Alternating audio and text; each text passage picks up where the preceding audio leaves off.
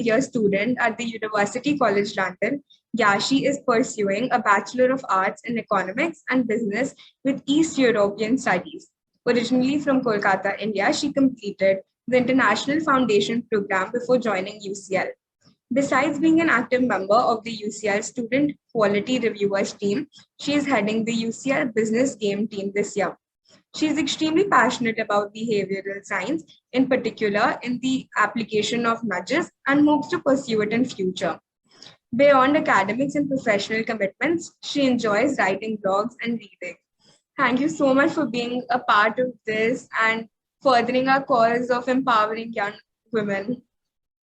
Thank you so much, Devyani, for inviting me. The work you all are doing is so commendable, and I'm so glad that I can contribute in my small way. Um, I'll start with a brief introduction, like we discussed, and then maybe we can move on to questions and answers. Um, so back in high school, I was a pure commerce student, as they say in India. So I did commerce, accounts, economics, math, and moved on to doing a business and applied economics course at the University of Warwick. This was the International Foundation program there. And from there, I moved on to start my undergraduate at University College London. I'm doing economics and business with East European Studies. And I'm currently just applying for my master's for behavior sciences, as you very rightly said in my introduction. So just starting off with the process of UCAS and when I thought about it, I was pretty much convinced that UK was one of the places that I wanted to do my undergraduate studies in. Um, I was choosing between Singapore and UK. This was back in grade 11, towards the end of grade 11. And the application process in the UK is not very complicated. It's quite simple. You're applying through a portal called UCAS, where you upload your personal statement, which is usually around 4,000 characters. You have letters of recommendations from teachers at school, mostly at high school level, and your predicted scores. That's about it. Um, this all of this happens between August to November. The first few deadlines for UCAS for University of Oxford and University of Cambridge is around 15th October. And most other universities keep their applications open till very late March, April, if I'm not wrong. And it's mostly on a roll-in basis. So you want to turn in your application as quickly as you can so that you at least have a conditional offer in place, if not an unconditional offer in place. Conditional offers usually specify like an average that you're expected to achieve at the board level. Um, and in some cases, like in mine, they did specify that math and economic scores would have to be of above a certain threshold. And yeah, that's about it. Um, my my application to UCL was done through the University of Warwick.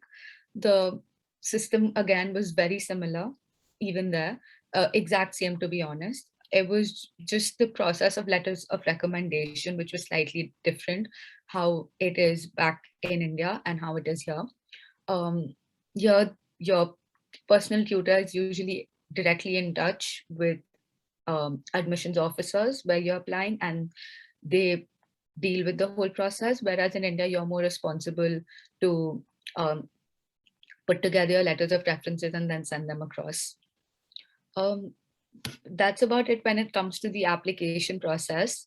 And moving on to like any kind of difficulties that I faced during my application process or just at UCL in general. Um, I I wouldn't call it a difficulty exactly, but I had never been exposed to reflective writing in the past. Most of the writing that we done in high school was usually for English language exams or just assignments, and very few of those were reflective in nature. Sorry. So when you actually start writing your personal statement and you're reflecting on why you want to do a particular course in a particular country, kind of forces you to think beyond what's really visible to the eye or what you've just assumed so far. So I think that was a very interesting phase, I would say, not quite a challenge, but something very unique that we hadn't gotten a chance to explore in the past. And coming to UCL and even at Warwick, you're exposed to a completely different academic structure. So you're constantly thinking of ways how you can adapt to this new structure. You're looking at research papers, you're looking at referencing that you've never done before, all of that, which I think, despite being a huge change, universities make a lot of effort to help students transition in, which I think is very supportive. Um, I would say the general environment is quite collaborative because, like, more than you think, people are just trying to help students get maximum out of their university experience, undergraduate, postgraduate. Like at university, like I don't think they really distinguish that way. What really matters is initiative, I would say, because the more initiative you take in meeting people or just interacting with people, the more help you can access.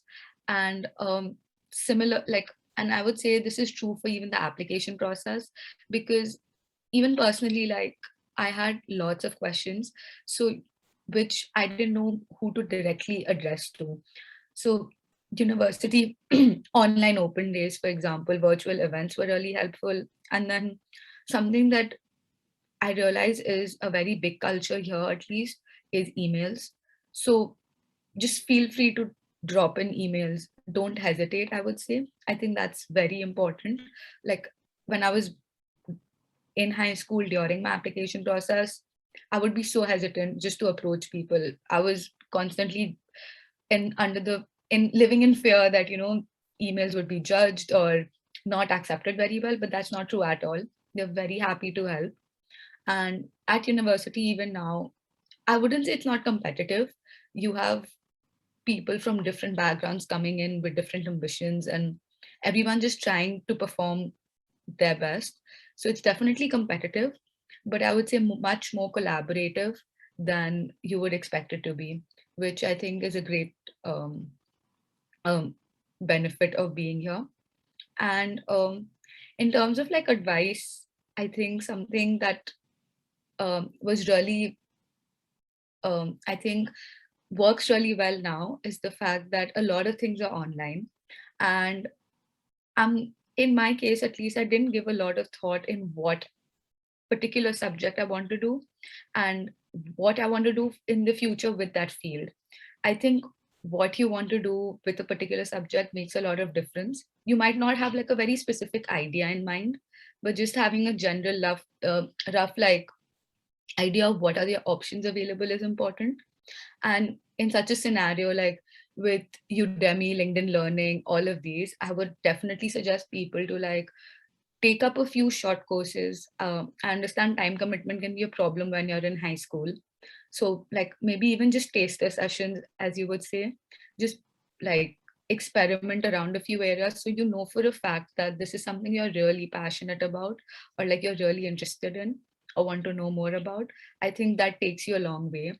Um, I don't think either me or my friends ever really thought about these as a proper like possible option, but now that it's so big, like we spent the whole of last year literally doing everything online, and I think now that is so big, I think we should definitely take advantage of that and like truly understand like what are the possible subjects that you might be interested in or possible career paths you might be interested in, because you never know how it would work out. Like for me personally, I've been studying very different subjects at university now from what I did in high school. So I've had the chance to study psychology and sociology, politics, things that were compartmentalized into very different like categories in school.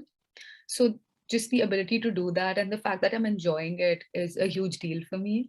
So I think this is something I'd really recommend everyone to do. Perfect. That sounds great. So should we dive into our question and answer session now? Yes, 100%.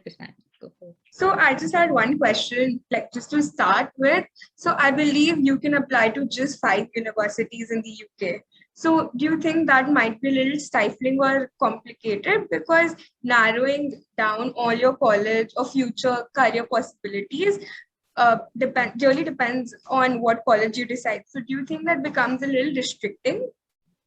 Um, I wouldn't say it's restricting. I think it really pushes you to consider what different kind of factors you want an important role to play in your undergraduate studies. So, for example, there'll be people applying to only universities in the city, in the bigger cities, for example, because that's the kind of life you want to have. You want to be in contact with not only students, but also working professionals or just families in general.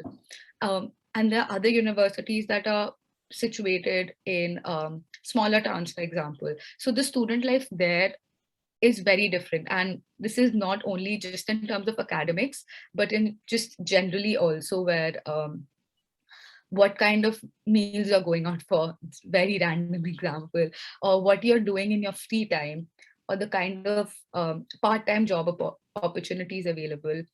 um, I think the natural instinct is to go by rankings, academic rankings, which I would say is a good start, but you should probably go beyond that and look at the website, look at like the kind of life they offer, the extracurriculars, sports, if that's a like factor for anyone. I think all of those matter. So coming back to your question, I think the five choices really pushes you to look beyond. So a certain like basic set of factors, which I think is a great thing. So you're kind of forced into a position where you have to think about what you really want from undergraduate or postgraduate studies.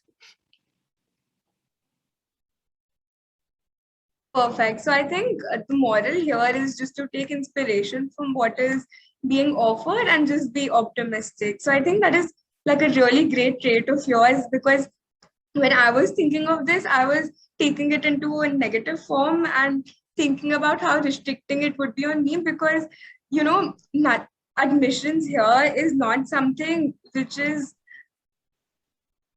something they're giving to you. Yeah, I mean, I like, think I get it's your not point something that because is their guarantee.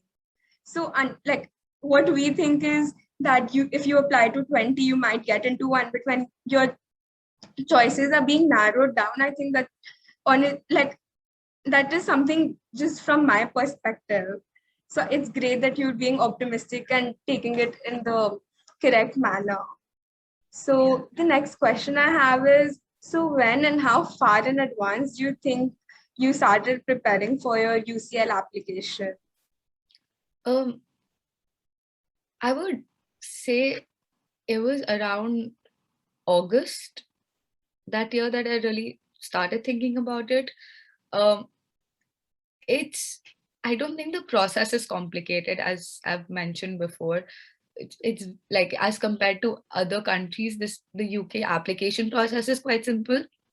What you really need to think again is the course, the university, and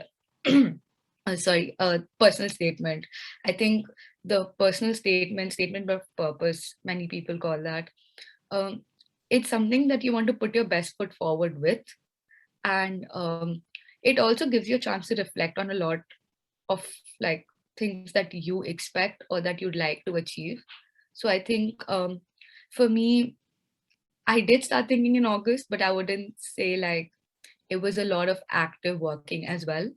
Um, I think it was around September that I really started working on my personal statement and then getting drafts checked by my personal tutor and the process. Yeah. So I think my application was submitted by the end of October, early November. So do you think like taking career counseling or external tutoring helps in this process? It really depends. So I did not get any kind of external help. Of it was mostly like people at either the university or Warwick that were helping me, or and then when I was applying through high school, my tutors at school helping me. I think external help can be great if if it's just someone you're bouncing off ideas of, or someone more experienced who can like like give you feedback on what you've written. But I think at the end of the day, all of the hard work comes down to you. Like you're the one actually thinking of ideas, you're the one actually writing drafts. So it can be a great support to have someone like just for the purpose of your applications to go up to them and just ask them any questions. But I wouldn't say it's not possible to do applications without external help too. Perfect. So, going into the specifics of the application timeline, when exactly did you start planning to apply, and when did you take your SAT or ACT and IELTS, and what was the whole standardized aspect of it? Um, so for the UK application, you do not need to do SAT, ACT. Um, they do ask for IELTS scores and TOEFL scores. IELTS actually is more accepted. Um, in my case, I gave IELTS quite late, to be honest, around June or July. Um, but this is something I realized much later, that as students who study English as their first language, um, we're not required to take the IELTS. It's a visa requirement, but if you can show that you've been studying English, for example, as your first language throughout high school and before that even, you do not need to take your IELTS then. Oh, all right. And how did you manage multitasking studying for your exams? So you said that your applications were due in October, and I believe board exams are usually held in March. So your competitive exams, your board exams, internships. So how did you manage your time around this? Um, I think it just becomes a matter of prioritization, I think, at all stages again. So when I was working on my application process, for example, because I knew it was something that would count for a lot, I did focus a lot on the essay before submitting it, my personal statement, sorry. And academics and other commitments, like, so back in high school, we did have a lot of other commitments. We had clubs and societies that we were part of. So I think it was prioritizing the application process around October and September a lot. And then, of course, academics matters a lot because you're expected to meet the conditions you get. So, like, I guess the acceptances started coming around December and Jan. So between December end to like Feb, I had all my answers. Like I'd heard back from all the universities. So I think till Feb, it's kind of late to not like work on academics too. So you're constantly working on academics on the side as well. So yeah, I think it was just prioritization on different days, different things were priority. But just like keeping the bigger goal in mind that all of these matter no matter what. Great. That sounds really great. I'm sure I'll use that technique in the future as well. So I'm sure getting into UCL was not an easy ride. So any struggles which led to the acceptances, and you know how you overcame those struggles and be where you are right now. Um,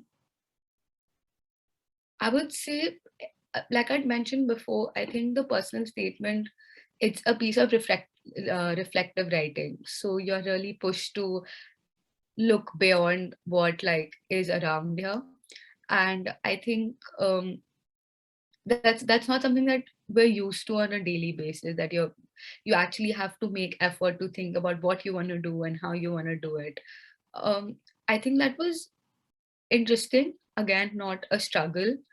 And something that does um, matter is like, I'm someone who doesn't deal well with uncertainty. So having that conditional offer in place and then just working towards um, getting those grades is, it can be quite like nerve-wracking on some days because you're like constantly working with a certain goal in mind and you don't have an answer till at least your board results are out, for example, so May or like late May maybe sometimes. um so I think that was challenging not a struggle again. The process in itself was very easy. You do learn a lot just through the application process. So, right from just choosing where you want to apply, what you want to study, and then moving on to like the last, like the visa process, for example. I think it's a lot of learning. So yeah, that would be my answer for this, I think. Perfect. And picking up one specific question from your interview, is there anything that left you a little flustered or anything that you didn't see coming? And how did you deal with that? Um, so UK universities mostly do not have interviews. So I did not have one for my university application process. What the interview I did have, funnily, was like a very odd interview at the visa office, which was just them asking like why I'm going there, why, what I'm studying, why I want to study this, and all of that, which I feel um, isn't as nerve-wracking, but also quite nerve-wracking because it's the last stage. You're at the visa counter, and you just want it to work out well for you. But yeah, so the UK application system does not have interviews in a nutshell. All right. So, what do say the visa people do if you make a mistake? What do you believe their goal is? Are they like trying to trip you, and are they trying to assess how you're thinking? How are they I assessing you? I think for the visa office, it's mostly like just getting the facts in place and obviously understanding what your intentions are of like going to that a particular country. But I would say during the whole process, people are very supportive. As I mentioned before, they want you to come and ask questions. They want you to um, constantly like email them if that's what works for you, for example. And they're very like, they respond quite quickly. So I think no one's trying to trip if anyone, if that sounds right, but people are out there to help a lot. Wow, that sounds really great. And how would you say that UCL is collaborative? Like, do they have bonding sessions? How do they make sure everyone gets together and they're comfortable being around each other? um I think UCL is collaborative in very different ways. So it's over 40,000 students, and it's almost impossible to get everyone in place. What they really do make sure is that people from different backgrounds um, are respected no matter what. I think at university that becomes an extremely important aspect. You want to feel protected, you want to feel heard, safe. And I think UCL does a lot to ensure that that's in place. Something that they also do very intentionally is organize a lot of like diversity events where you're meeting people from diverse backgrounds constantly. They have socials, they have a lot of emphasis on sports and volunteering, for example. And I think that's collaboration on a more personal front. Academically, like no matter what happens, almost every module has a group assignment, for example, or even something as basic as tutorials or seminars where you're just bouncing off ideas or just asking questions that you have come across in the lecture, or like just the study material. It's always very collaborative, so no one's like actively competing with anyone. You're just trying to learn as much as you can, and I think UCL really promotes that here. And how do they try to promote inclusivity? Inclusivity, say, towards all backgrounds, races, sexualities. Is there anything specifically that they do differently? Yeah, so they do have like welfare officers and then women officer or like an LGBTQ officer.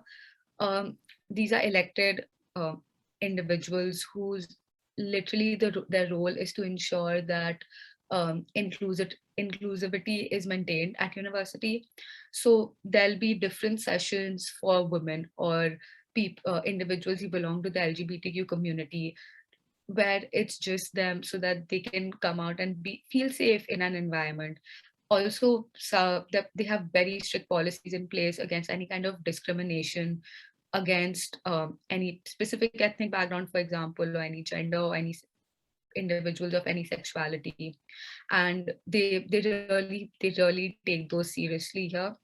I think those are just starting points, and then again, just like a lot of events and socials, just a lot of like structures in place when it comes to inclusivity, because um, that's something you want at university no matter what. Like especially with 40,000 students, I think um, that needs to be in place.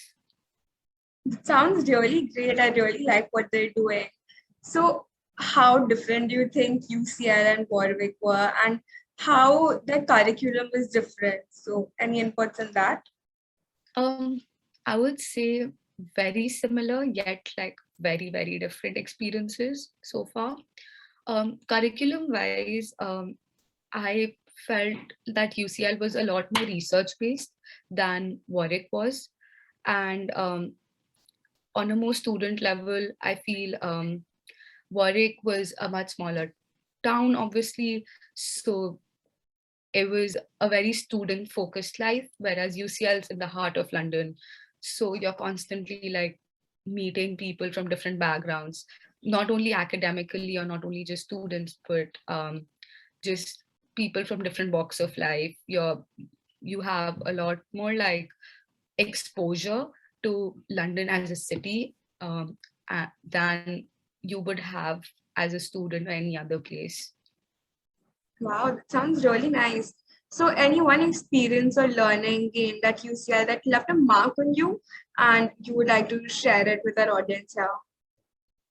Um, I would, yeah, I think this was a very interesting experience. I was working as a student curriculum partner at UCL, which was um, basically reviewing the curriculum in certain modules and seeing how inclusive this is. This is a part of the UK Home Office's project. It's called the BME Gap, um, awarding gap.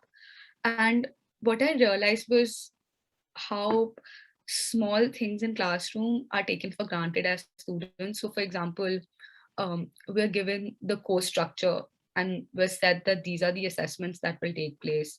No one really gives thoughts to why this assessment in particular or how much weightage on one particular assessment.